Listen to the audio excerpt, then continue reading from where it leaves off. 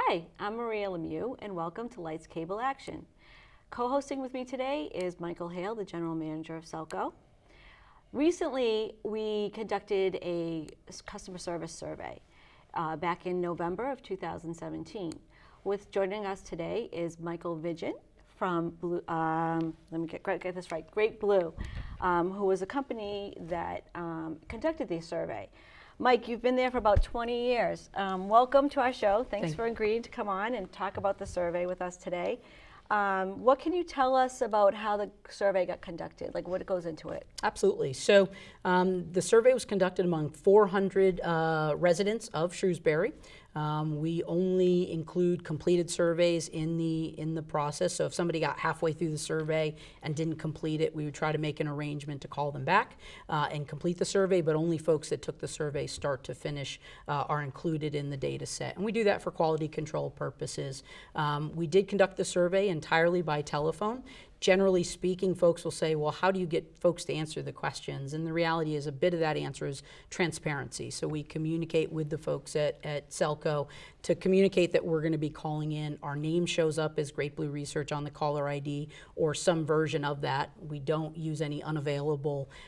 Importantly, the folks that we have calling into your customers or into SELCO customers, we take that very seriously. So folks that work in our call center have no telemarketing experience. We want good, polite listeners. We really are an extension of you when we're making these calls. So we have good conversationalists. We call them mini conversation experts, just like your customer service folks are great on the phones. We want to bring that same approach to the survey.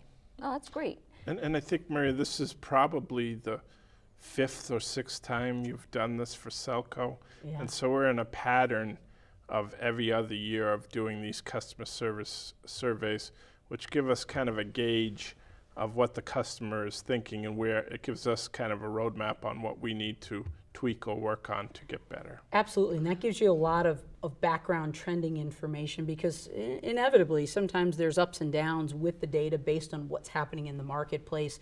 We first started working with Massachusetts municipal electric utilities back in 1997. So this has been a 20-year relationship of working with utilities throughout the state of Massachusetts. And our firm works nationally, so we have some of the comparison results there as well. But this has been a long-term relationship, even back to the early days of investigating whether Shrewsbury should offer cable television. So, yeah. So worked on those studies as well. So we have a good relationship with the town of Shrewsbury, and it goes back a few years, for sure. And we would be remiss if we didn't say thank you to those customers that participated in the survey and took the time. There were a lot of questions on the survey, are you right? 83 to be exact. Yeah. Now, folks don't answer all 83. For example, if you didn't have an interaction with a field service representative, whether it was cable or electric, you wouldn't be asked to rate those folks. And so folks who were electric-only customers would be asked electric-only questions, but then we also have cable-only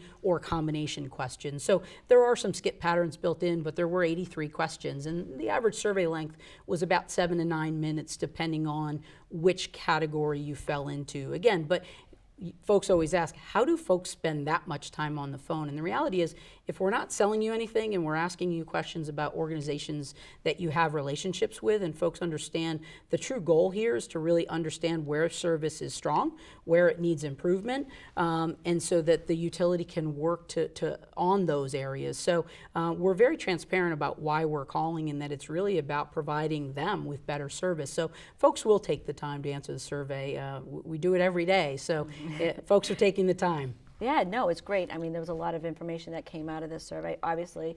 So, what can you tell us? How did we do? Excellent. So, so I've been doing this for 20 years in this industry, and I've worked with utilities across the board, both on the investor-owned as well as the municipal side. And overall, from an electric side of the house, you're at 91.8% overall positive ratings, 89.8% when dealing with a customer satisfaction representative, and 93.3% from a field service perspective. Those are great numbers, and generally speaking, we want to see utilities be in those mid to high 80s when we're talking about satisfaction ratings. While many car insurance companies will tell you they have a 99.9% satisfaction rating, it's super rare that we see that. If we're seeing high 80s, low 90s, that's about the pinnacle of what we see from a customer satisfaction standpoint, because there's a number of folks out there that just will not give a number 10 rating or a number 1 rating, depending on which side you're using the scale.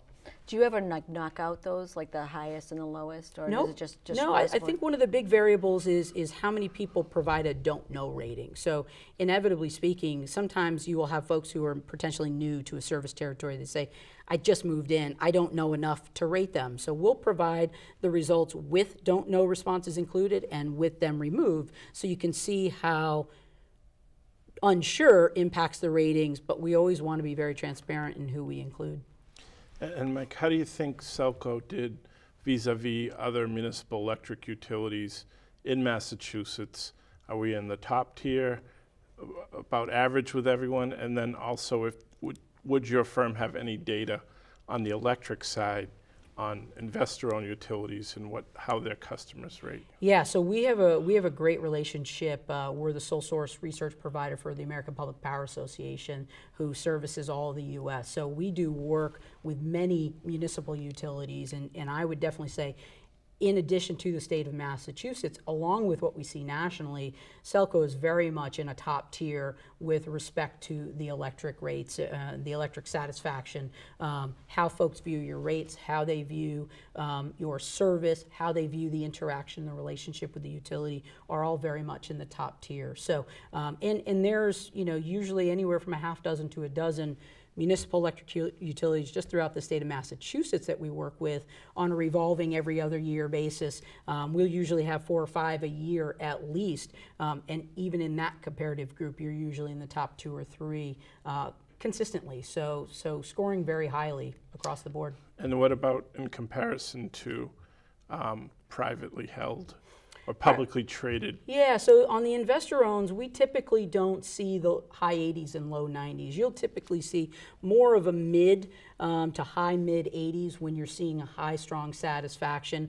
There's different expectations there. They're usually much larger, so there can be some different variances there. The rates can shift more dramatically.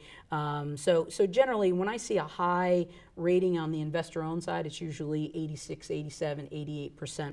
Every once in a while, they can leak into the 90s, but it's pretty rare. So generally speaking, with the municipal side of the house, we see we're purchasing power, we're having a relationship with folks who work and live in the town in which we do. So there's usually a better relationship. And that was something that showed through very strong in this year's survey as well, how folks viewed you in terms of being a good community partner or providing strong community service. That was a rating that went up dramatically as compared to the 2015 study that we did the last time around. So yeah, so it's important to note that the last time we conducted the survey was in 2015. So where would you say that we've improved? Let's start with the electric side. So where are the improvements from 2015? Yeah, so that's probably the biggest in terms of how folks viewed you as a community partner or a community service. And this doesn't mean that you're giving money away. This means that you're out and about in the community, that you're getting engaged, you're being visible, you're helping out in carnivals and trade shows and fairs and things of that nature. So that number went up from a 72% rating to almost a 91% positive rating.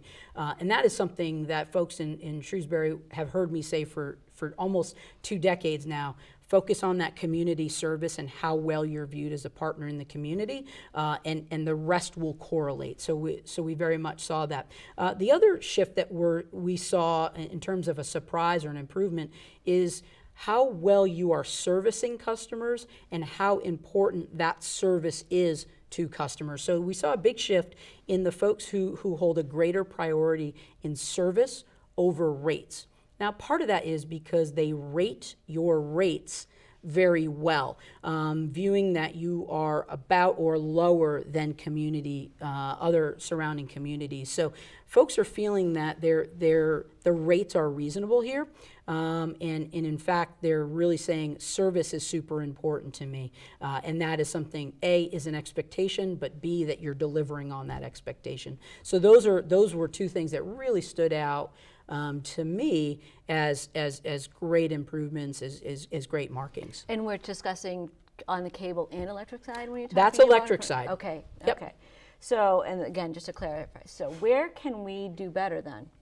So on the electric side, talking about that from a needs, I think there's two big things, and this I see across the board. So keeping in mind that we saw a very small number of dissatisfied folks, whether you're talking field service or customer service. Keep in mind we were at about 89 or 93% positive, so we're talking less than a dozen people.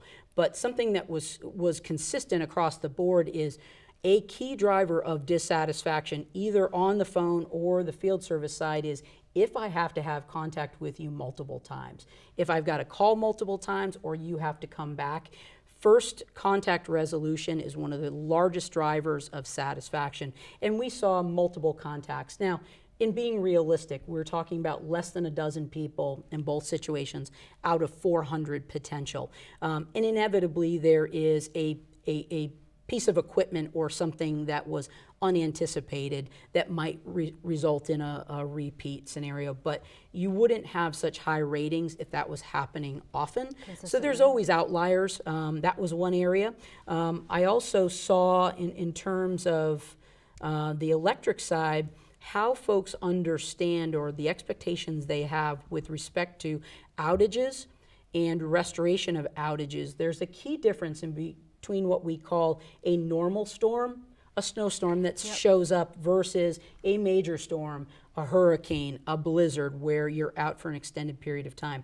If there was one improvement, and of all the things that could need improvement, this is a good one, in that communicating the difference between a minor and a major storm is a big component, because, hey, if we're going to be out for a few hours, I'm not running to the grocery store. If we're going to be out for a few days, I've got to think about and plan for my own family, in addition to perhaps some elderly family members and things of that nature. So your ability to communicate and share with them, hey, this is a major storm, we might be out for a few days, we're doing the best that we can to get you up as quickly as possible, but making that designation. Now, I will say in both minor and major storm scenarios, you were rated very well in terms of your ability to get folks back online quickly. So you're doing a great job in restoration. Doing a little better job in communicating how you're viewing the storm and being realistic with folks in terms of what it is. Most folks, and we see this nationally, don't give me the best scenario, give me the worst, because I can plan for the worst and be surprised by the best. I don't like to plan for the best and be surprised by the worst. We were talking about communication. A lot of the communication, it seems like a lot of the customers are going to the website versus getting their communication in another way. Yeah, we definitely, and this is it is generational in many ways. As you might expect, your millennial audience is going to focus on more of your digital, more of your mobile, more of your web, whereas your baby boomer audience is going to focus on more of some of the more traditional resources. They too are also going to the web, but I think the key answer here is there's no one right answer for communication. It's a multi-mode attack that needs to be implemented across the board, and there's never going to be a perfect solution, right? And so there's different instances where everybody's going to look to the mobile. For example, in storm outages, I may not have my television, I may not have radios, but I have my phone, and I can charge it in my car in a worst case scenario. So I can still get those updates. It may not be my preferred mode, but in an outage, it may be my only mode. So it's about keeping messages short and sweet and pertinent to them. Sure. Our focus has been moving toward more of a heavily broadband products. So how did the survey relate to that? Yeah, so we're shifting a little towards cable. So now we'll shift away from the electric questions into more of the cable questions, and there's different expectations. So as we talked about, seeing expectations in the mid to high 80s for satisfaction on the cable side, on the electric side. As you get into the cable side, almost take 10 percentage points out of that. What we see in the investor-owned cable markets, if they're, generally speaking, in the mid to high 60s, low 70s, those are satisfaction ratings that we've seen in those markets. It can be up higher, generally mid-70s for the cable side of the house. What we saw for the Shrewsbury cable was 81.5% positive. So if you're looking at that side by side with electric, you might say, man, we're really dropping the ball, when in reality, when you're comparing it apples to apples, cable versus cable, that's also resulting in top tier. Now, what are some of the drivers of that? Folks are much more price sensitive to cable rates than they are to electric rates. Cable is a bit more of a luxury, although many view it as a necessity. And so there is some difference in terms of expectations there. Whereas, X amount of dollars each month to bring electricity into my home is a much more reasonable expense than what the cable may show. I think importantly, we saw strong consistencies in how service is being delivered on the cable as compared to the electric side. So when I told you, electrically speaking, 89.8% positive rating on the customer sat side, we saw 89.6 on the cable side. So I'm calling in for customer service on the cable. I'm seeing equal communication service as I am on the electric side.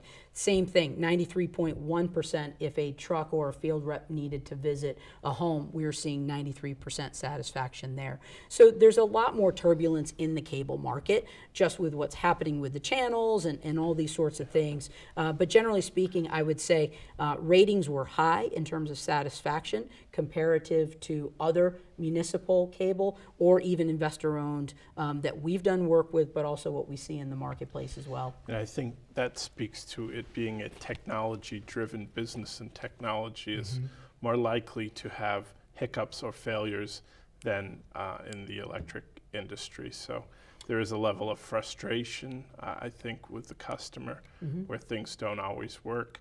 I do think in terms of reliability, since the last survey was done, we've taken great strides in balancing the plant.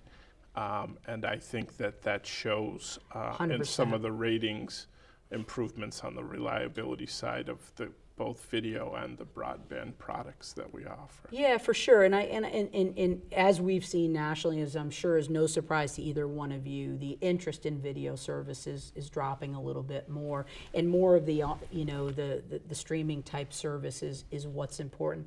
Look, you walk into my house, both of my kids are watching some form of streaming. Neither one of them is watching a cable channel. So the industry has anticipated this shift, which is why, as we started to ask about the interest or support of infrastructure improvement and enhancement, folks are 100% in alignment with that. So, which kind of goes to your original question. We're kind of circling back to it on the broadband. Going back to the broadband and how the customer perceives broadband, and what is that what they want, and versus the video. Yeah, so customers are telling us, and you, for that matter, that they absolutely are wanting the broadband. Internet speeds is one of the things that are most important. And again, you talk to anyone with children, they will tell you that there are devices in streaming that are happening all day long. So that is super important. It's happening. So having that infrastructure and that ability to, download and stream, and having a good connection coming into the home is super important, and customers are speaking loud and clear on that. How sensitive are they to the cost of it? Very. We saw roughly 40% based on potential cost increases. Just to use one example, we were starting to measure the impact of some of your more major networks, the cost to bring those networks to customers going up, and I think the difference in price was about $4.50 or thereabouts. That $4.50 is presenting almost 2/5 of your customers reevaluating whether they would keep cable services. So it's a significant scenario. Again, I don't know that the movement from or away from cable is a surprise to anybody in the industry. We've been seeing that for years. The numbers are pretty strong, and I think some of that can be captured in having the right internet streaming broadband packages, which many of your folks told, hey, if you can create a nice streaming scenario, if I can download some of this stuff on my mobile phones, that helps me. So I think there is common ground. I don't think, from what I see in the data, it's not that folks are leaving SELCO altogether and going somewhere else. Some folks say, I might go to a satellite, I might go to an antenna situation, but I think it's more of their shifting in how they would potentially utilize these services. But it's something, obviously, to keep in mind and be aware of, which I know you are. Yeah, I think one of the telltale questions, Maria and Mike, was one that you asked, that please describe which statement best describes where you would like SELCO to prioritize, how they prioritize their efforts moving forward. And this was a cable-centric question. And approximately 50% of the people stated that they'd like us to focus on enhancing the broadband and making it a more robust service, whereas only about 11% said make enhancements to the video product. Yeah. So I think, we've talked a little bit about being at a crossroads and changing our focus to a broadband-centric company with the video product that supplements the broadband service, as opposed to in the 90s and the early 2000s, we were a cable company. Yeah. Video that had an internet as a supplemental service. So. Yeah, and you're seeing a greater desire for consolidation of those streaming services. Right. I want to get Hulu and Netflix and other areas all in one location so I can do one search and get the best out of all of them. We also saw some pretty significant increases in the amount of folks that were subscribed to Amazon Prime as well, and the Hulu. So you're seeing that shift. Yeah, Netflix was pretty stable, Yeah. but you're right, Amazon Prime grew. Yeah, but I mean, Netflix was stable at almost 50% of the Right. market. So that's stable because they had such a huge ramp up Yep. over the last few years. But again, it is a shift. You are seeing that the technology and the streaming services that are out there have almost leapfrogged in many ways what the video services are offering. So in many cases, they're able to get that same product. Yep. Overall, are you seeing the consumer having a higher degree of customer service? Like they want to hire, like they're more tech savvy. They demand more from their provider. Yeah, I really think that folks, generally speaking, and this is across all demographics, are much more tech savvy as a result of being able to get information quickly, in being able to order things online and have them show up at your house 2 days later. The expectation, and this is in many different industries and services, is I want it fast. I want you to stand behind your products, and so that is very much something that needs to be mindful. We have greater expectations. Folks are able to voice those expectations, good, bad, or indifferent, more frequently, utilizing social media platforms and things of that nature. But expectations are high. But when you deliver on those expectations, which you are, folks are willing to share that good news and spread the word and talk well on your behalf. Conversely, when you miss the ball on those expectations, they'll also let you know about it. But that's okay. At least you know where you stand. Sure. Well, Mike, how'd we do? We do good? Overall, very well. All right, very great. well. It looks like you really knew what was going on in that survey. So thank you so much for all your work and coming on today and sharing it with all of us. My pleasure. And as always, thank you for your business. Thank you for having me. We appreciate it. Thanks. Thank you. So Mike, that the survey, I don't think it was much of a surprise to you as far as, I think more, I mean, it was great. Yeah. Don't get me wrong, the electric side, and I'm the first person to get on here and say, customer service at SELCO is great, and the survey results prove that. Yeah. But I don't think there was any surprise on the cable side that it wasn't as good as the electric side. Yeah, and I think that's true, and unfortunately it may be true for some time into the future. The two industries are very different and expectations are very different. That said, I was pleasantly, I wouldn't say surprised, but it was pleasant news to me that we made some vast improvements over 2 years ago on how people thought about the reliability of both video and internet products, as well as we also saw an uptick in how people evaluated our support at both the help desk and out in the field and in the office itself. So on the cable side, the ratings went up from 2 years ago, and I found that to be a great indicator in an industry where most people are seeing it's probably one of the most heavily criticized or most underperforming in the eyes of the customer.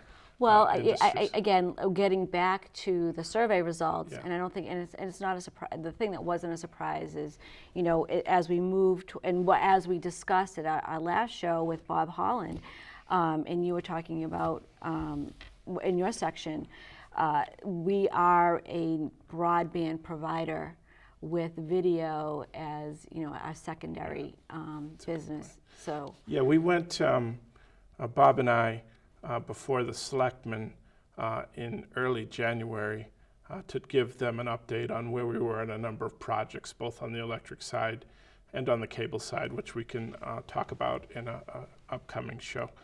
But one of the messages we tried to convey to the people, which was picked up shortly thereafter by a reporter from the Telegram, Elaine Thompson, was that we've pivoted. And we've pivoted to become a broadband company that has a secondary product of video. And that somewhat reflects where the industry's going. As opposed to in the 90s, we were a video company that had a secondary product as broadband. And I think the telltale results of the survey, one of the key questions that indicates that we're going in the right direction, is that the majority of the customers confirmed that that's the direction we're going in. And so it's interesting that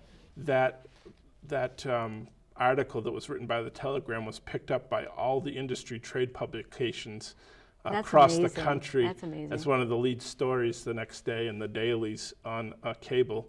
And I was getting calls from all over the country from other small to mid-sized cable operators asking me and saying, good for you, finally someone's kind of come out and addressed this issue.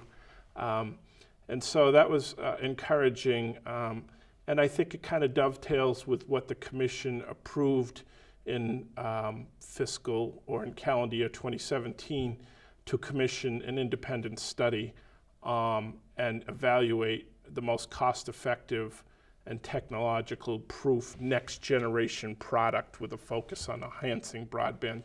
So that study is currently underway. I'd say it's about 75% complete. We're focusing on 3 options for SELCO to consider, all multi-million-dollar options. We'll have to come up with a financing plan on how we're going to carry that out. But it's exciting, and that study should wrap up sometime the end of March or early April, at which time the next month or so, or 2 months, we'll formulate a strategy and choose an option and go from there over. And that will likely be rolled out over the next 2 to 3 years. So I think we're positioning ourselves to where we want to be, and the survey is one tool that kind of provides some reassurance, so to speak, that we're doing what the customer wants us to do as well. And that's what we're here and what we're all about. We're not for profit. We're not. So we're here to serve the residents and businesses of Shrewsbury as best we can. And from the survey, it sounds of the survey, it seems like that's what you're doing. So, so you're doing a good job at it was that, good. and we appreciate it. I want to say thank you for all that hard work. Mike has also been very busy this January and has a lot of great things going on at SELCO, and I'm making him hold off on discussing them because I want him to talk about them in a next show. I want to bring him back in here as soon as possible to talk about the new technology that's out there on the video side, and also to talk about the interesting, fun stuff that you have going on the electric side as well. Be glad to. Thank you again for joining us. Thank you for hosting. And thank you for watching, and hopefully we'll see you soon, and have a good one. Thanks.